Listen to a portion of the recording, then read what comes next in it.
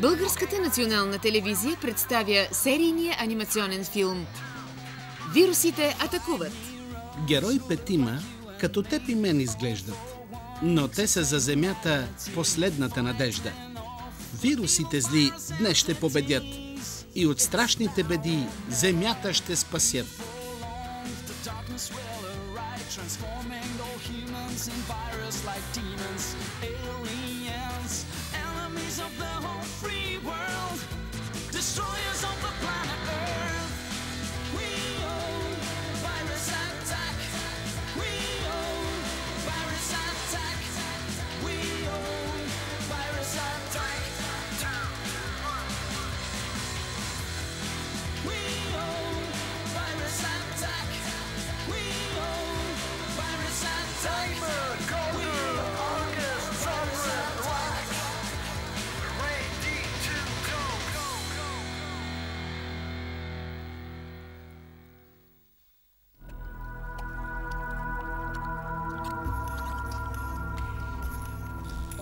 Отново на път. Отлично. Започна първият етап от унищожението на Земята. Скоро ще отмъстим за тъмната нова и всички човешки същества ще загинат.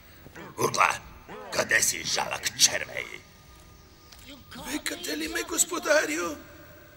Защо се забави толкова? Моля за прошка, кралю. Няма значение. Тя и Сатан изгуби много време за първия Криптос. Ще го заточите ли? Не, той е бавен, но мисията приключи успешно. След кражбата на кристала от Родиния, Земята е уязвима, но това е временно.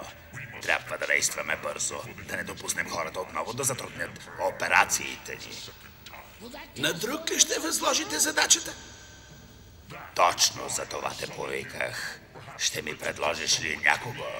Някой бърз и ефикасен? Ако ми разрешите, кралю, мисля, че най-подходящият избор е Урпегон. Генералът на Файксо? Дали ще е най-надежден? По-умен е от останалите, но се съмнявам в предаността му към каузата. Струва ми се, че не е съвсем искрен. Защо мислиш така? Когато жълтите вируси се върнаха от Родиния с първия Криптус, изглеждаше разочарован, сякаш е искал мисията да се провали. Така ми се стори. Даваш ли си сметка в какво го обвиняваш?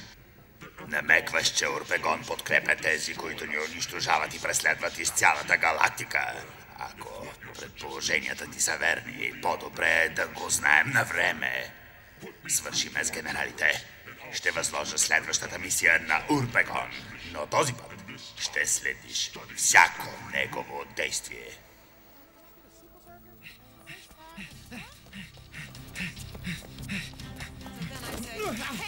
Ей, момче, по-внимателно!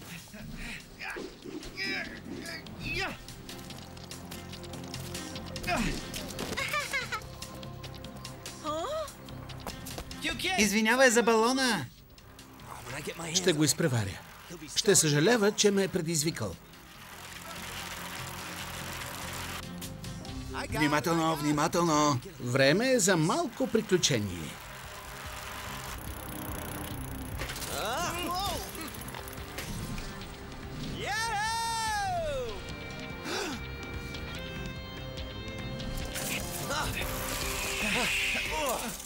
Това е краят на надпреварата, Джордж. Поне този път подобрих ли рекорда? Да, краката ти определено заякват.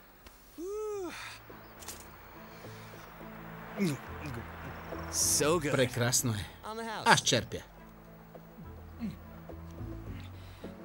Ако продължим да тренираме така, вирусите са обречени. Кой победи този път? Кой е по-бърз? Предизвикателен туалет. Хайде, кажете ми. Аз победих. Със сигурност съм по-добър от него. Шегува се. Аз го изпреварих. Готови ли сте за продължение? Разбира се. Винаги. Чудесно. Хайде, Зори, започваме.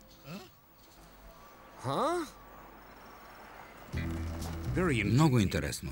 Пробите от жълтите вируси са доста по-сложни от другите, които сме изследвали.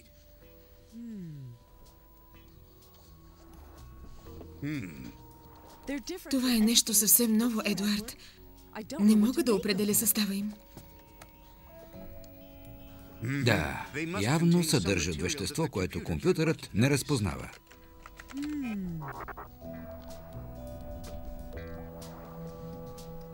Чакай, тук се получава нещо. Не е възможно. Какво има, Нила? Едуард, малък процент човешка ДНК. Не сме срещали такова нещо в Октавия. Защото не сме търсили. Какво намекваш? Видяхме, че жълтите вируси оцеляват в чиста среда. Причината е в това, че съдържат човешка ДНК за разлика от другите, които изследвахме. Разбира се. Силите ми! Изчезнаха силите ми! О, не! Задушавам се! Чистият въздух ни трави. Ако не се махнем от тук, ще пукнем.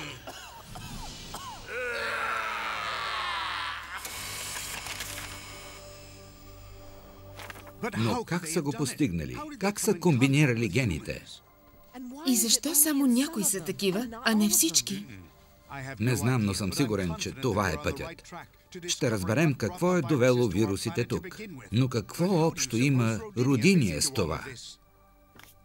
При всеки отговор, който открием, възникват още хиляди въпроси. Безнадежно е. Няма да се предадем. Хората, на които държим, цялата планета, всичко зависи от нашите изследвания. Прав си. Близо сме. Няма да се откажем. Ще опишем вирусите, с които сме се сблъсквали. Чудесна идея. Така ще помогнем на децата да ги идентифицират. Да. Междувременно имаме много работа. Да се залавяме.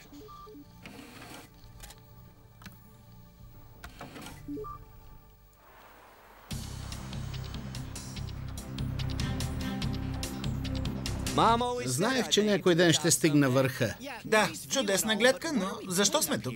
Ето, започвам.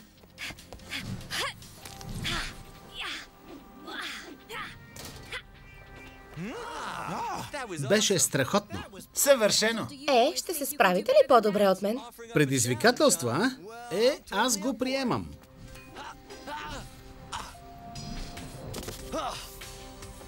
Много добре, Дейвид.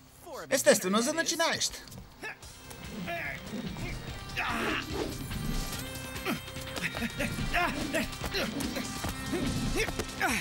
Ясно е, че аз съм в най-добра форма. Отлично, Джордж. Сега е мой ред.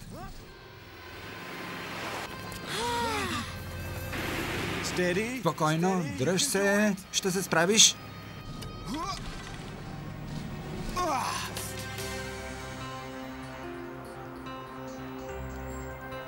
Нямате думи, а? Какво ще кажете? Да си починем и да хапнем? В списъка има още едно момче с модифицирана ДНК. Да го открием и да го убедим да се присъедини. О, не! Файлът е повреден. Ако го преформатирам, може би ще излезе поне името. Отлично, Нила.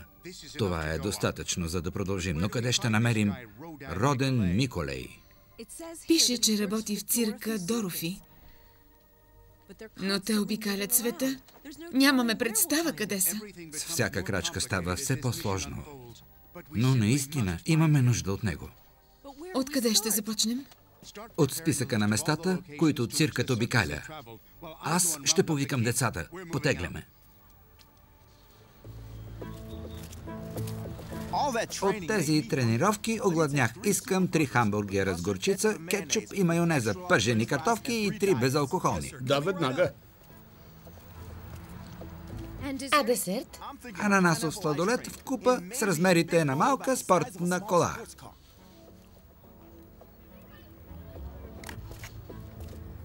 Най-сетне почивка. Бих хапнал нещо.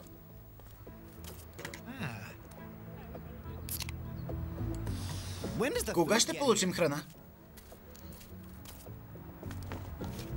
Всъщност, всичко е за мен, но в павилиона има още закуски. Чакай, Дейвид, баща ти. Алис, моля, върнете се на яхтата. Добре, тръгваме веднага. Чухте го? Връщаме се на София.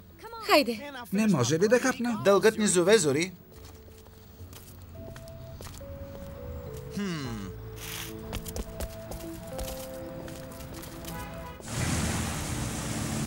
Едва стъпихме на сушата и потегляме отново. Кой знае на къде? Това изобщо не ми харесва. Какво става? До сега не съм пътувал много. Интересно ми е. Татко е прав. Ако това момче е с променена ДНК, трябва да го открием и да го привлечем в екипа. Повече ще сме по-силни. 4 не сме ли достатъчни? Ако сме 5, ще може да почиваш. Лично аз се надявам да го намерим. Вечната оптимистка, а? Двигателят на професора е фантастичен. Ако се движим така, до вечера ще пристигнем. Алис е права. Изглежда всички без теб виждат добрата страна. Имаме свободно време. Защо не си починем? Да, не е лошо да се наспим. Елате насам, генерали. Имам нужда от вас. Първата фаза на мисията ни приключи. Трябва да се насочим към Авалония, втория вълшебен оазис. Но, господарю, нямаме достатъчно информация. Какво знаем за този оазис? Изглежда Авалония е скрита някъде в горите на Северна Европа, но не знаем къде точно. Това ли е всичко? Няма ли някой на Земята, който би могъл да ни насочи? В данните се споменава за водач. Моите вируси ще открият този водач. Няма да ви разочароваме. Направихте достатъчно. Сидерно, този път изберете мен. Обещавам, че ще ви донеса Критоса. Методите ти са ефективни, но бавни, Нимаргон. Затова реших да натоваря Урбегон с тази мисия. Какво? Но Нимаргон сам се натиска. Ще имаш възможност да ни докажеш колко си отдаден на каузата ни. На вашите заповеди, кралю. Веднага подготви екипа си. Не искам никакви закъснения. От това зависи бъдещето ти. Гледахте Отново на път. Епизод от италианския сериен анимационен филм «Вирусите атакуват». Филмът е обработен от екип на продуцентски център Външна телевизионна продукция. Преводач Яна Янева. Редактор Недялка Арнаудова. Тон режисьор Елеонора Карагьозова. Режисьор на дублажа Цветана Янакиева. Ролите озвучиха артистите София Джамджиева, Ани Василева, Стефан Димитриев, Иван Танев, Христо Бонин.